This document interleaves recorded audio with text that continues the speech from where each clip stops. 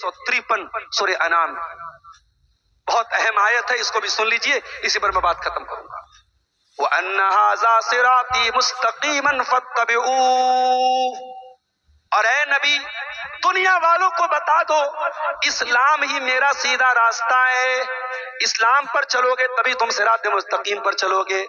اے ایمان والو، اے دنیا والو، اسی راستے پر تم کو چلنا ہے، اسی ہائی وے پر تم کو چلنا ہے، اسی راستے پر تم کو چلنا ہے۔ وَلَا تَتَّبِعُوا السُّبُلَ، دوسرے راستوں پر نہیں چلنا، فَتَفَرَّقَ بِكُمْ عَنْ سَبِيلِهِ، ورنہ دوسرے راستے تم کو اللہ کی راہ سے بھٹکا دیں۔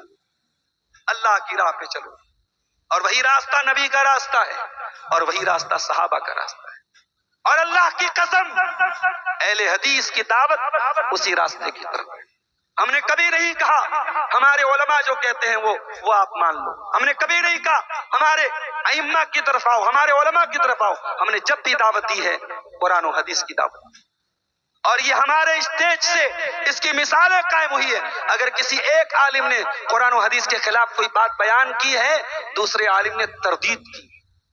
ابھی مجھے کسی نے بتایا کہ کہیں کسی نے تقریر میں کہا کہ ختنہ کی دعوت حرام ہے۔ یہ حرام کا لفظ اگر کوئی استعمال کرتا ہے مناسب بات نہیں ہے، جو کہ بات آئی ہے اس لیے میں بات بتا رہا ہوں کہ ختنہ کی دعوت کے بارے میں زیادہ سے زیادہ یہ لفظ استعمال کرنا چاہیے، بہتر نہیں ہے، مناسب نہیں ہے، کیونکہ اللہ کے نبی سے کوئی صحیح حدیث میں ثبوت نہیں ملتا۔ نبی کے زمانے میں لوگ اپنے بچوں کا ختنہ کرواتے تھے، اگر دعوت سنت ہوتی تو نبی سے ثابت ہوتی، کوئی صحیح حدیث سے ثابت نہیں، لیکن اس کو حرام نہیں کہا جا سکتا۔ اگر کوئی یہ دعوت دے رہا ہے اس کو ہم بہتر نہیں مانتے ہیں، سنت نہیں مانتے، مگر حرام بھی کہنا یہ زیادتی کی بات ہے میرے پیارے صاحب۔ اسی طریقے سے آپ کے علاقے میں نے سنا ہے عقیقہ لوگ کرتے ہیں، بڑے جانور کا عقیقہ کر دیتے ہیں، بڑے جانور میں حصہ لے کر کے عقیقہ کر رہے ہیں، یہ بھی غلط ہے۔ عقیقہ کے سلسلے میں کہیں کوئی ثبوت نہیں ملتا کہ بڑے جانور کا عقیقہ کیا جائے، عقیقہ چھوٹے جانور کا، بکرے کا یا بھیڑے کا ہی ثابت ہے، اسی میں آپ کیجئے۔ ہاں عقیقہ کے جانور کا دتا ہونا ضروری نہیں ہے، اگر بغیر دانت کا بھی اگر مضبوط جانور ہے اس کا آپ عقیقہ کر سکتے ہیں۔ تو یہ 10ویں اور آخری بات ہے جو اللہ نے بیان کی، وَأَنَّ هَذَا صِرَاطِي مُسْتَقِيمًا فَاتَّبِعُوهُ وَلَا تَتَّبِعُوا السُّبُلَ فَتَفَرَّقَ بِكُمْ عَنْ سَبِيلِهِ، کہ اے ایمان والو اللہ کے راستے کی، صراط مستقیم کی پیروی کرو اور دوسرے راستوں کی پیروی مت کرو، ورنہ تم کو یہ دوسرے راستے اللہ کے راستے سے بھٹکا دیں گے۔ اسی منہج پر، اسی راستے پر، اسی صراط مستقیم پر مرتے دم تک چلو اور اپنے بچوں کو بھی چلاؤ۔ کہیں ایسا نہ ہو کٹیہار میں رہتے رہتے تم دلی جا کے رہنے لگے، ممبئی جا کے رہنے لگے تو اپنے بچوں کے بارے میں غافل ہو جانا۔ نہیں، دنیا کے کسی بھی کونے میں چلے جاؤ، اپنے بچوں کو اسی منہج کی دعوت دینا، انہی علماء سے جوڑ کے رکھنا، اپنے بچوں کے عقیدے پر دھیان دینا، یہ دھیان دینا کہیں تمہارے بچے۔ آج میں جب آپ کے علاقے میں آتا ہوں، بعض نوجوان آتے ہیں دونوں ہاتھ سے مصافحہ کرتے ہیں، اس کا مطلب کہ ان کی تربیت نہیں کی گئی، ان کو نہیں بتایا گیا کہ مصافحہ جو سنت ہے وہ ایک ہاتھ سے۔ ہمارے بہت سارے نوجوان ہیں، ان کے یہاں میں بہت ساری چیزیں دیکھتا ہوں، نماز پڑھتے ہیں سنت کے خلاف نماز پڑھتے، کیوں؟ ماں باپ نے کبھی سکھایا نہیں۔ باپ دلی میں رہتا ہے، ماں کو اتنی تمیز نہیں ہے، باپ بمبئی میں رہتا ہے، ماں کو اتنی تمیز نہیں ہے۔ میرے بھائیوں، اپنے بچوں کے بارے میں، اپنی اولاد کے بارے میں بھی ہمیں ہوشیار رہنے کی ضرورت ہے۔ اور اخیر میں یہ 1-2 سوال ہیں، اس کا جواب دینے کے بعد ہم بات ختم کرتے ہیں۔ سوال ادھر بھی ہے 1-2، اور ایک صاحب نے 3000 روپیہ دیا ہے، مرحوم ابا کے لیے دعا کی درخواست کی، مولانا کے ہاتھ میں دی۔ سوال یہی لائیے، میں پڑھ دیتا ہوں تاکہ جلدی جلدی جواب ہو جائے۔ دیکھیے بہت وقت جو ہے کم ہے ہمارے پاس، فوراً نکلنا ہے، اس لیے میں جلدی جلدی سوالوں کا جواب دے دیتا ہوں۔ دیکھیے منجھالی پورنیا کے ایک اشفاق صاحب نام ہے ڈاکٹر، ان کا سیمسنگ موبائل گر گیا ہے، کسی بھی بھائی کو ملا ہو تو اسٹیج تک پہنچا دے، اس میں کوئی بھاری چیز نہیں ہے، ان کا ڈاکٹری ڈاکومنٹس اور وہ ہاسپٹل چلاتے ہیں، ان کا سارا کچھ اس میں ہے، دے دیجئے۔ یہ اللہ کے دین سیکھنے کے لیے آئے ہیں، اتنا بڑا عظیم الشان جلسہ ہے، اگر کسی کو ملا ہو سیمسنگ موبائل تو اسٹیج میں پہنچا دینے کی زحمت دوبارہ کریں۔ اس موبائل کے دام سے وہ بے چین نہیں ہے، ان کے اندر جو ڈاکومنٹس ہے اس کے لیے بے چین ہے۔ آپ حضرات میں کسی کو بھی اگر یہ ملا ہو تو پہنچا دینے کی زحمت کریں۔ دیکھیے بھائی، موبائل سے زیادہ کبھی کبھی اس کے اندر جو ڈاکومنٹس ہوتے ہیں ان کی قیمت ہوتی ہے، تو وہ بھائی جس نے بھی موبائل لیا ہے، موبائل وہ کسی نہ کسی کو بیچے گا، سستے داموں میں بیچ دے گا، اس سے بہتر ہے اللہ کا خوف کھائے، یہاں آ کے موبائل دے دے، اس کو انشاءاللہ کچھ انعام کے طور پہ وہ رقم مل جائے گی، मगर मोबाइल डॉक्टर साहब का वापस मिले। ये किसी भाई ने अपने मरहूम बाप की तरफ से 3,000 रुपए दिए हैं, अल्लाह इनके चंदे को कबूल फरमाए। और सवालात कुछ आए हैं, मैं उनका जवाब देकर बात खत्म करता हूँ। क्या झंडोत्तोलन के दिन संस्कृत कार्यक्रम में डीजे बजाकर मुस्लिम बच्चियों को नचाना सही है? मैं समझता हूं कि इसमें से जितनी बातें हैं, डीजे बजाना और मुस्लिम बच्चियों को नचवाना, ये तमाम चीजें बिल्कुल क्लियर। मौलाना जर्जीत साहब आ गए हैं, सब चैनल खोल दीजिए। सारे लोगों को मालूम है ये तमाम चीजें हराम हैं। बल्कि मैं एक बात ये कहता हूं कि आजकल हमारे मदरसों में भी कहीं कहीं एक्शन के नाम पे जवान जवान लड़कियों से लोग एक्शन करवा रहे हैं, ये भी गलत है। इस पर भी हमें नकेल डालनी चाहिए। डांस का नाम आप एक्शन रख दें, वो सही नहीं है। एक अहम सवाल कि गैर मुस्लिमों का पैसा मस्जिद में लगा सकते हैं कि नहीं? देखिए, इस बारे में मेरा मशवरा यह है कि इलाके के जो सीनियर उलमा हैं उनसे एक मरतबा आप मशवरा कर लें। मेरे अपनी मालूमात की हद तक गैर मुस्लिम का पैसा लगाया जा सकता है। क्यों? क्योंकि खाने काबा की तामीर मक्का के मुशरिकों ने की थी और अल्लाह के नबी ने उस तामीर को बाकी रखा था। गैर मुस्लिमों ने अपने ही पैसे से की थी, ये अलग बात है। उन गैर मुस्लिमों ने हलाल पैसे से, वो खाने काबा की तामीर में भी हराम पैसा नहीं लगाते थे, हराम बिजनेस करते थे वो लोग, मगर इतना उनके दिल में अल्लाह का डर था कि वो खाने काबा में हलाल कमाई का पैसा लगाते थे। तो आज अगर कोई गैर मुस्लिम ऐसा है जिसका मिक्स बिजनेस है, कुछ चीजें, भाई गैर मुस्लिम इस्लाम को तो नहीं मानता है, उसके यहाँ सूद ब्याज भी चलता है, बहुत कुछ हराम भी काम चलता है, तो अगर उसका मोस्टली बिजनेस, ज्यादातर बिजनेस जायज चीजों का है और कुछ वो हराम के भी काम कर रहा है, तो ऐसे गैर मुस्लिम का चंदा आप ले सकते हैं। और मुसलमानों में यही मसला है, मुसलमान का भी चंदा, अगर कोई मुसलमान ऐसा है जो मोस्टली उसका काम हलाल है, कुछ वो हराम काम भी कर रहा है, ऐसा इंसान अगर चंदा देता है तो हम ले सकते हैं। लेकिन जिसके बारे में मालूम है कि इसकी सब कमाई हराम की है या कमाई का ज्यादातर हिस्सा हराम का है, नाजायज है, चाहे वो मुसलमान हो चाहे वो गैर मुस्लिम हो, उसका चंदा नहीं लेना चाहिए और मस्जिद और मदरसा में नहीं लगाना चाहिए। वल्लाहु आलम बिस्सवाब। ये मेरी अपनी तहकीक और अपने इल्म के मुताबिक है। मजीद आप अपने इलाके के जो मोतबर और सीनियर उलमा हैं उनसे आप राब्ता कर। और एक सवाल, मैयत को दफन के बाद जमात के साथ दुआ है?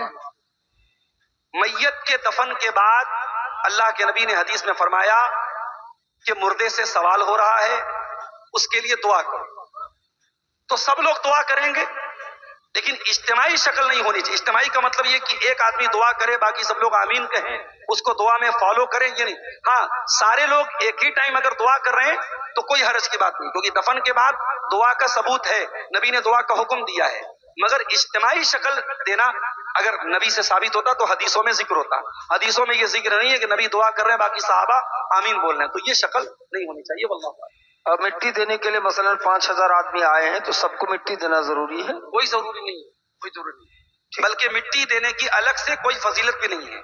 हदीस में यह आया है कि अगर कोई सिर्फ जनाजा पढ़ के चला जाता है तो उसको 1 कीरात सवाब मिलता है, और कोई दफन में भी, दफन तक शामिल रहता है जनाजे में, तो उसको डबल कीरात का सवाब मिलता है। मिट्टी आप दे दें अच्छी बात है, मिट्टी नहीं देते हैं कोई गुनाह की बात नहीं, कोई हरज की बात नहीं। वल्लाहु आलम बिस्सवाब। अल्लाह से दुआ है रब्बुल आलमीन हम सबको नेक अमल, अच्छी समझ की तौफीक अता फरमाए। और जो 10 बातें सूरह अनआम की इन 3 आयतों में अल्लाह ने बयान की है, इन 10 बातों पर अल्लाह ताला हम सबको अमल की तौफीक अता फरमाए। आमीन। व आखिर दावाना अल्हम्दुलिल्लाहि। भारत के मुसलमानों का जो नक्शा खींचा था 100 साल के बाद भी वो नक्शा ऐसा मालूम होता है कि आज ही का उन्होंने नक्शा खींचा है। क्या कहा था? करे गैर गर बुत की पूजा तो काफिर, कवाकिब में माने करिश्मा तो काफिर, झुके आग पर बहरे सजदा तो काफिर, जो ठहरा ए बेटा खुदा का तो काफिर, मगर मोमिनों पर कुशादा है राहें, परस्तिश करें शौक से जिसकी चाहें, नबी को जो चाहे खुदा कर दिखाएं, इमामों का रुतबा नबी से बढ़ाएं, मजारों पे जा जा के नजरें चढ़ाएं, शहीदों से जा जा के मांगे दुआएं, न तौहीद में कुछ कमी इससे आवे, न इस्लाम बिगड़े न ईमान जावे, مسلمان کا ایمان فیویکوئک کی طرح ہے، بڑا مضبوط ہے. یہ قبر پہ جا کے سجدہ کرے، یہ مزاروں پہ جا کے مرغا چڑھائے، بکرا چڑھائے، منتیں مانے، یہ سارے شرکیہ کام کر لے، یہ پکا مسلمان بنا لے. اور ابھی تو الیکشن کا ماحول ہے، جو بیچارہ الیکشن میں آ جاتا ہے، سیاست میں آ جاتا ہے، اس کے تو 100 خون معاف ہو جاتے ہیں. وہ تو کوئی بھی کام کرے گا، کہے گا مولانا صاحب کیا بتاؤں، مجبوری ہے. یاد رکھو، دنیا کے کسی اور گناہ کے لیے ایکسکیوز پیش کیا جا سکتا ہے، نو ایکسکیوز فار شرک. اللہ تعالیٰ شرک کو معاف نہیں کرے گا. نو نو نو، نیور، کدابی نہیں، کبھی نہیں. مشرک کی مغفرت اللہ کی بارگاہ میں ہوگی نہیں. اللہ تعالیٰ اعلان کرتا ہے ان اللہ لا یغفر ان یشرک بہ ویغفر ما دون ذلک لمن یشاء. اللہ تعالیٰ اس انسان کو معاف نہیں کرے گا جو اللہ کا ادھیکار کسی اور کو دے رہا ہے. او میرے سیمانچل کے شیرسا بادیو، اگرچہ آپ کی اکثریت اہل حدیث ہے، میں جانتا ہوں قرآن و حدیث پر چلنے کا آپ کا دعویٰ ہے، لیکن آپ کو بھی اپنے عقیدے پر غور کرنے کی ضرورت ہے. مجھے معلوم ہے اب آپ کے علاقوں میں بھی گنڈے تعویذ ہونے لگے ہیں، آپ کے بچوں کے گلے میں بھی تعویذ پائے جا رہے ہیں، آپ کے گھروں میں بھی بہت سارے شرکیہ کام ہونے لگے ہیں. اللہ تعالیٰ جب حرام چیزوں کی لسٹ بیان کرتا ہے تو پہلا گناہ کیا کہتا ہے؟ اللہ تشرکو بہ شیئا، کہ اللہ کے ساتھ کسی کو شریک نہ کرنا. اور ایک حدیث میں اللہ کے نبی حضرت معاذ ابن جبل سے کہتے ہیں لا تشرک باللہ، اے معاذ اللہ کے ساتھ کبھی شرک نہ کرنا. وَإِن قُتِلْتَ أَوْ حُرِّقْتَ، اگرچہ تجھے قتل کر دیا جائے، تیرے ٹکڑے ٹکڑے کر دیے جائیں، تیری بوٹی بوٹی کر دی جائے، تجھے جلا کر رہا کر دیا جائے، اے معاذ کبھی اللہ کے ساتھ شرک نہ کرنا. اور ایک بات بولوں، ابھی بہت سارے لوگ یہاں کی چندہ دیتے ہیں، مولانا صاحب میرے ماں باپ کی طرف سے یہ چندہ ہے. بہت اچھی بات ہے، دینا بھی چاہیے. ماں باپ کی طرف سے آپ صدقہ کر سکتے ہیں، خیرات کر سکتے ہیں، کوئی حرج کی بات نہیں ہے. مگر ایک بات بولتا ہوں، اگر ماں باپ مشرک ہیں اور شرک کی حالت میں مر گئے بغیر توبہ کیے، تو ایسے ماں باپ کی طرف سے نہ تو صدقہ دیا جا سکتا ہے، نہ چندہ دیا جا سکتا ہے، نہ ایسے ماں باپ کے لیے مغفرت کی دعا کی جا سکتی. اپنی ماں ہے، اپنا باپ ہے، مگر ہمیں اجازت نہیں، ہمیں پرمیشن نہیں ہے، ناٹ الاؤڈ، ہم اپنے مشرک ماں باپ کے لیے مغفرت کی دعا نہیں کر سکتے. کٹیہار والوں، اگر آپ اپنے ماں باپ کے لیے مغفرت کی دعا کرتے ہیں تو خوش قسمت ہیں آپ کو وہ دولت ملی ہے جو ابراہیم علیہ السلام کو نہیں ملی. ابراہیم علیہ السلام اللہ سے دعا کرتے ہیں وَاغْفِرْ لِأَبِي إِنَّهُ كَانَ مِنَ الضَّالِّينَ. اے اللہ میرے پتا کو معاف کر دے، میرے باپ کو بخش دے، میرا باپ بھٹک گیا تھا، گمراہ ہو گیا تھا. اللہ نے کہا خبردار اے ابراہیم، تیرا باپ مشرک تھا اور شرک کی حالت میں مرا تھا، تو اپنے باپ کے لیے مغفرت کی دعا نہیں کر سکتا. ابراہیم علیہ السلام کہتے ہیں وَلَا تُخْزِنِي يَوْمَ يُبْعَثُونَ، اے اللہ مجھے قیامت کے دن تو ذلیل نہ کرنا. اے اللہ اس سے بڑھ کے میری ذلت کیا ہوگی، اے اللہ اس سے بڑھ کے رسوائی کیا ہوگی کہ میرا باپ جہنم میں جائے گا. اللہ کا اعلان ہوگا نو فارگیونیس فار دا مشرک، مشرک کے لیے کوئی معافی نہیں. اے ابراہیم تیرا باپ مشرک تھا اور تو ذرا اپنے پیر کی طرف دیکھ. بخاری کے الفاظ ہیں، ابراہیم علیہ السلام اپنے پیر کی طرف دیکھیں گے، ان کا باپ بچو، ایک جانور ہوتا ہے بچو کی شکل میں لایا جائے گا اور پیر کے بل اس کو الٹا کر کے اس کو پھینک دیا جائے گا جہنم میں۔ اللہ اکبر۔ ابراہیم اپنے باپ کے لیے مغفرت کی دعا نہیں کر سکتے۔ ہمارے پیارے نبی اپنی ماں کی قبر پہ گئے صحابہ کو لے کر، جس ماں کو 6 سال کی عمر میں کھو دیا تھا، اس ماں کی قبر پہ گئے۔ 50 سال کے بعد بچہ بوڑھا ہو جائے تب بھی ماں کی ممتا بھولتا نہیں ہے۔ ماں آپ کی چلی جائے گی، جس ماں کو آج توجہ نہیں دیتے ہو، کل وہ ماں جب چلی جائے گی ماں کی ممتا یاد آئے گی، ماں کا چہرہ یاد آئے گا، ماں کا پیار یاد آئے گا۔ نبی اکرم نے اپنی ماں کو یاد کیا، ماں کی قبر پہ جا کے رونے لگے، اور اتنا روئے، صحیح مسلم کے الفاظ ہیں فبکا وابکا من حولہ، آپ بھی رونے لگے اور آپ کے صحابہ بھی آپ کو روتا ہوا دیکھ کے رونے لگے۔ آپ نے فرمایا اے میرے صحابہ، استاذنت ربی ان استغفر لأمی فلم یؤذن لی، میں نے اپنے رب سے اجازت مانگی، اے اللہ میں اپنی ماں کے لیے مغفرت کی دعا کرنا چاہتا ہوں، اللہ نے فرمایا ناٹ الاؤڈ، اے میرے نبی اجازت نہیں ہے۔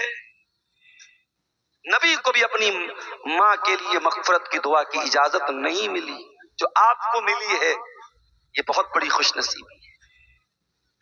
میں کہتا ہوں ہم جھوپڑے میں رہتے ہو، ہمیں کھانے کو اناج ڈھنگ کا نہ ملتا ہو، پہننے کو ڈھنگ کے کپڑے نہ ملتے ہوں، لیکن سوچو اگر یہ دولت ہمیں ملی ہے کہ اپنے ماں باپ کے لیے کم سے کم ہم دعائیں مغفرت کر سکتے، کتنی بڑی دولت۔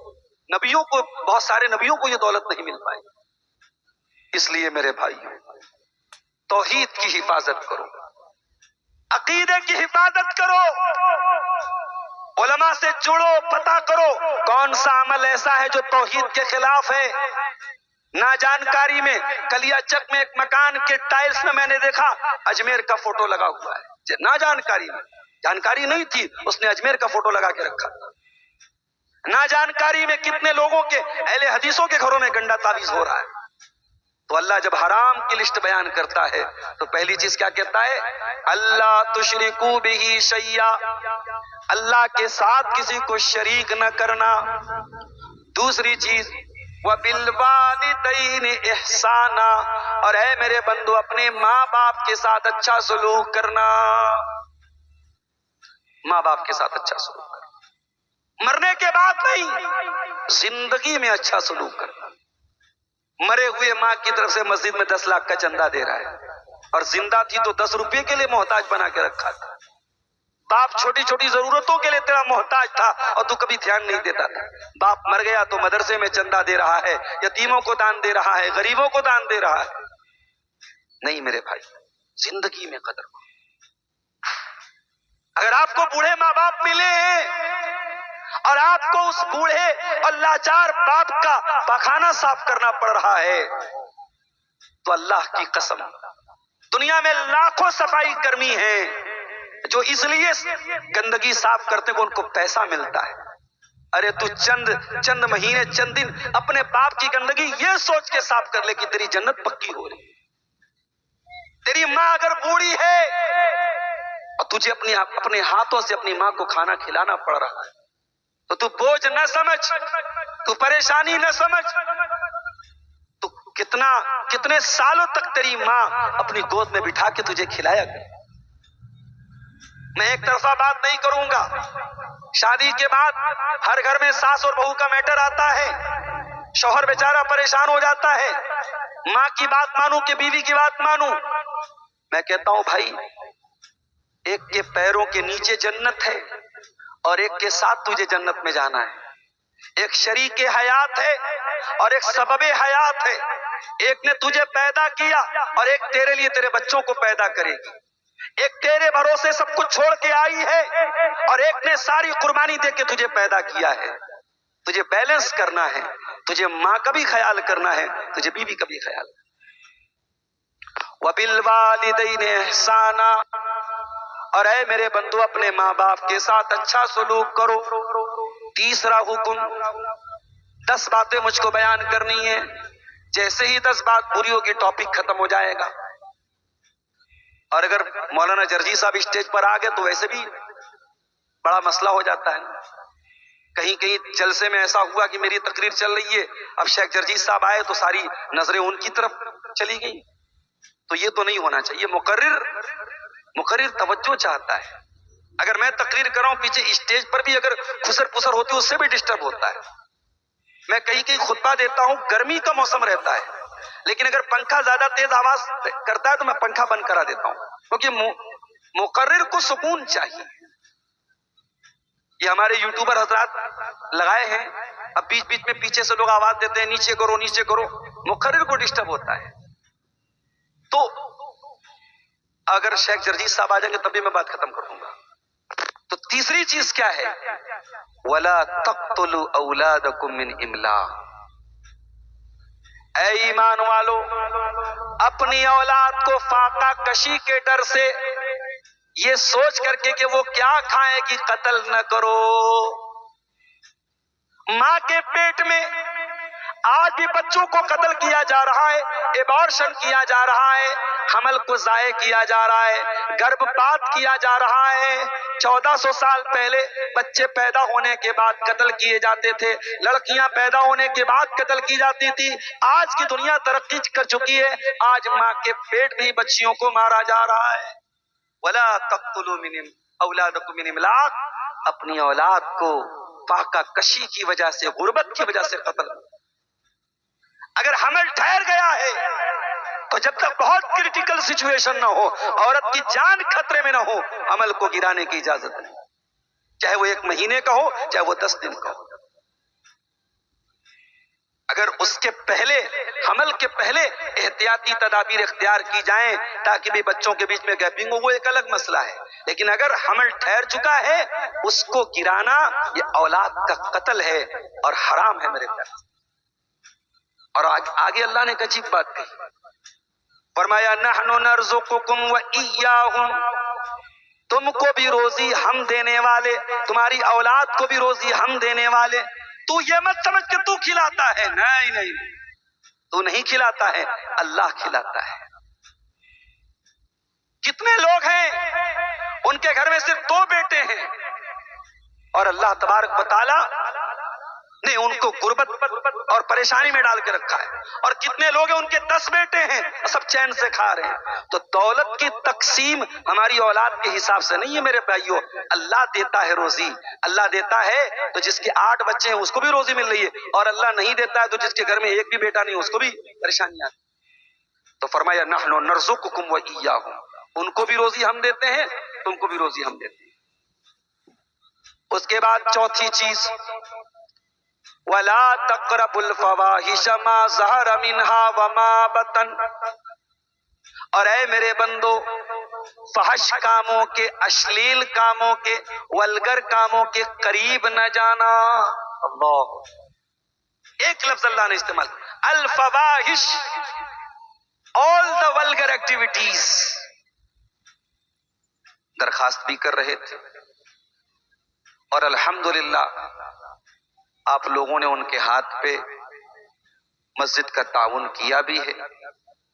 मैं अपनी तकरीर के एंड में, चूंकि 600 किलोमीटर का तवील सफर करके बाई रोड में आया हूं और तकरीर के फौरन बाद फिर 600 किलोमीटर का सफर करना है, तो चूंकि वक्त कम रहेगा, तकरीर खत्म करने के बाद 5 मिनट में आपके पास बैठूंगा।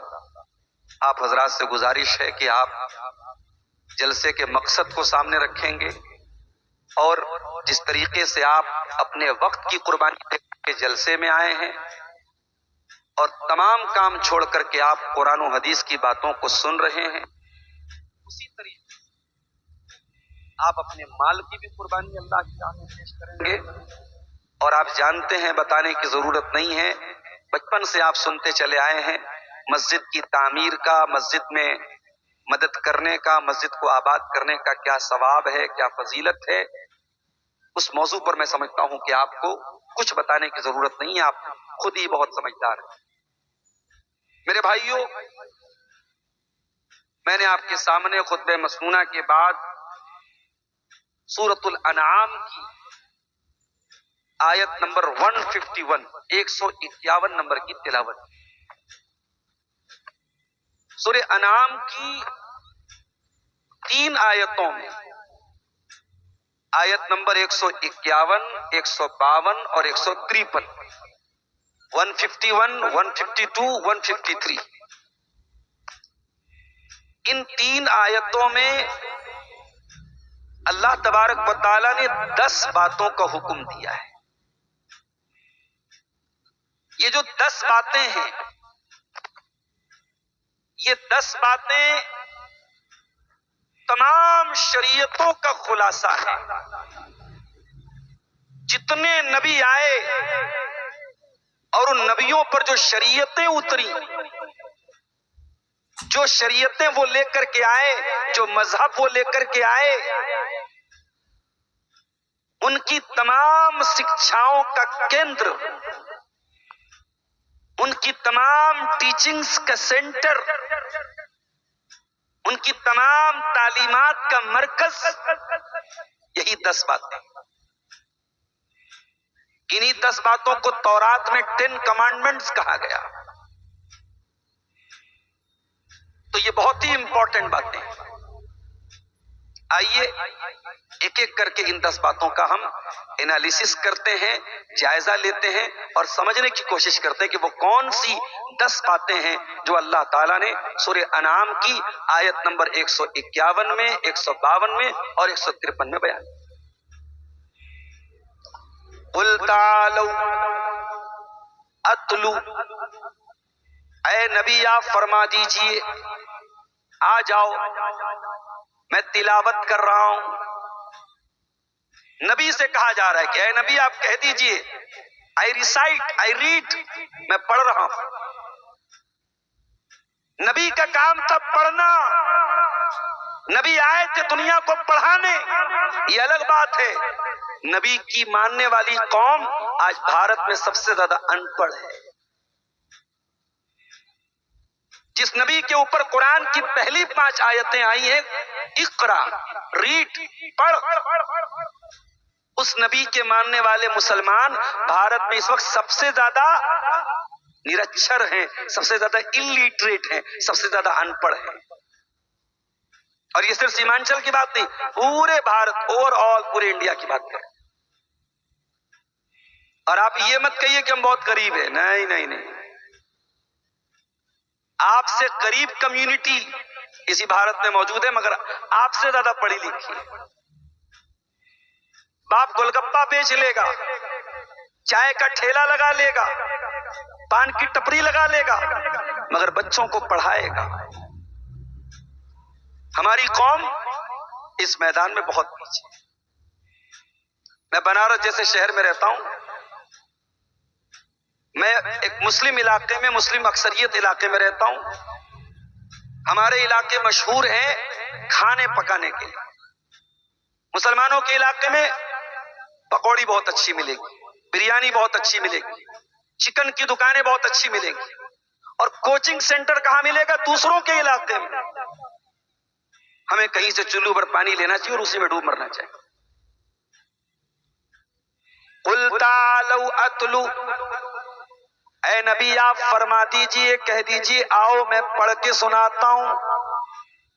ما حرم ربکم علیکم، تمہارے رب نے کون کون سی چیزوں کو تمہارے اوپر حرام کیا ہے؟ کون کون سی چیزیں اللہ نے حرام کی ہیں؟ آؤ میں حرام کی لسٹ بتاتا ہوں۔ اللہ تشرکو بہ شیئا، سب سے پہلی چیز کہ تم اللہ کے ساتھ کسی کو شریک نہ کرو، اللہ کا ادھیکار کسی اور کو نہ دو، اللہ کے آگے اللہ کے سوا کسی اور کے آگے سجدہ نہ کرو۔